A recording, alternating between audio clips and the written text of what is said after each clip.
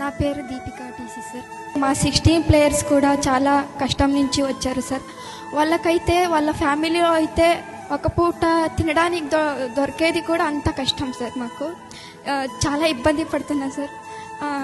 నేను ఒకటే రిక్వెస్ట్ చేసుకుంటున్నాను సార్, అంటే మా అమ్మాయి వాళ్ళకి ఏమైనా కొంచెం హెల్ప్ చేస్తే చాలా బాగుంటుంది సార్. వాళ్ళు కూడా అమ్మ నాన్న కూడా బాగా చూసుకుంటారు. వాళ్ళు కూడా అంటే మాకు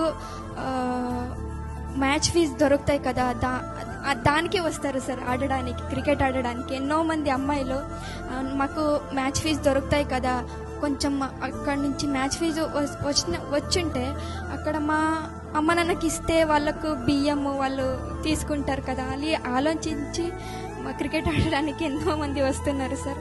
మా అమ్మాయి వాళ్ళకి కొంచెం గవర్నమెంట్ నుంచి హెల్ప్ చేస్తే బాగుంటుంది సార్. కరుణ కూడా చాలా గిరిజన ప్రాంతం నుంచి వచ్చింది.